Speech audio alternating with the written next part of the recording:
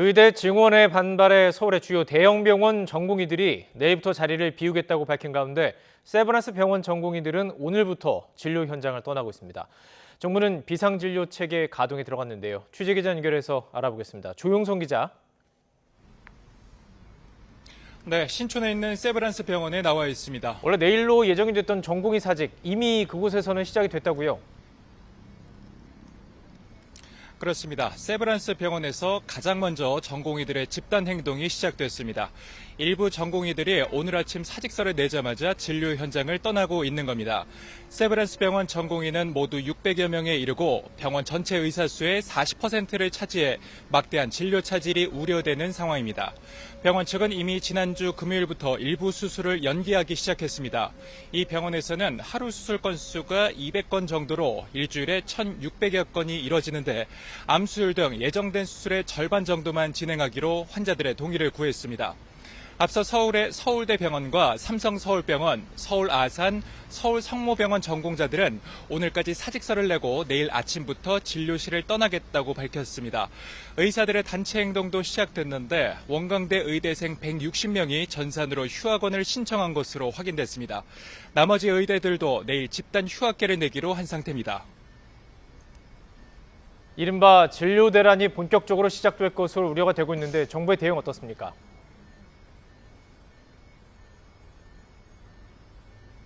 조금 전 한덕수 국무총리 주재로 관계장관 회의가 열렸습니다. 의료계의 집단행동 움직임이 본격화하는 가운데 정부가 의료 현장의 공백을 최소화하기 위한 대책을 논의하고 있습니다.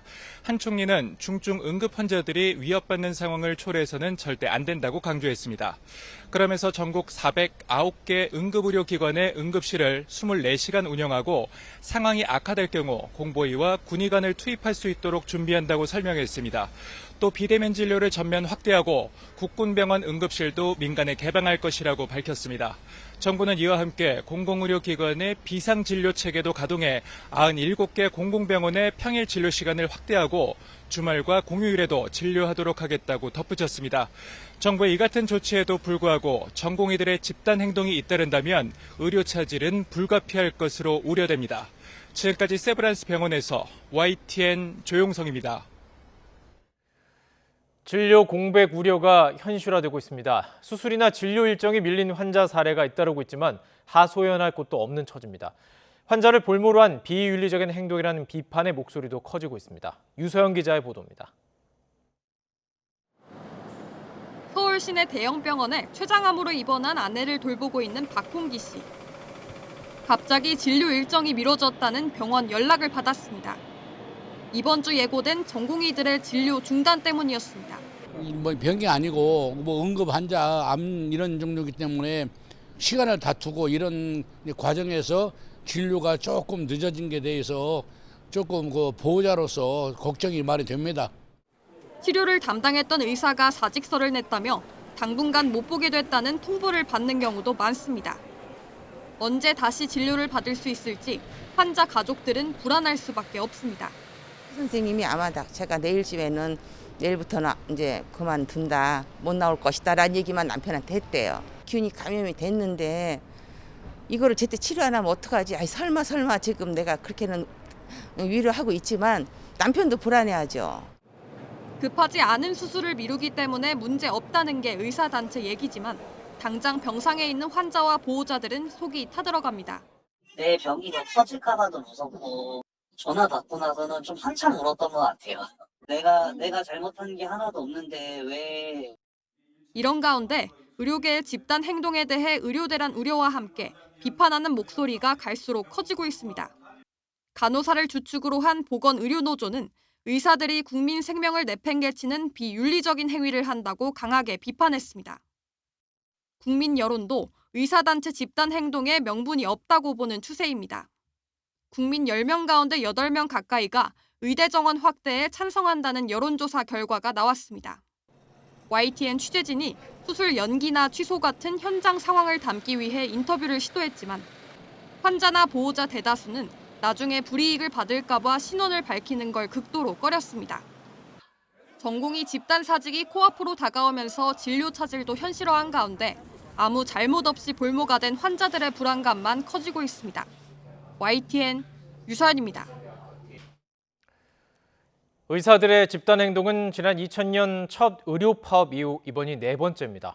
과거 3차례 의료 파업이 어떤 배경에서 어떻게 진행이 됐는지 신지원 기자가 돌아봤습니다.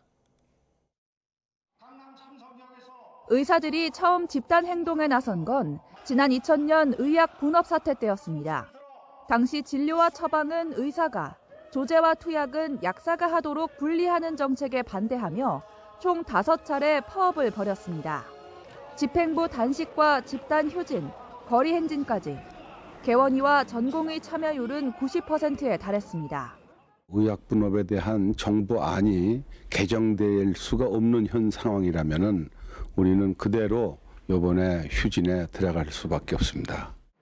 의약분업이 시행된 뒤에도 파업은 계속됐고 결국 정부는 업무 개시 명령에 불복한 의사들을 고발했습니다.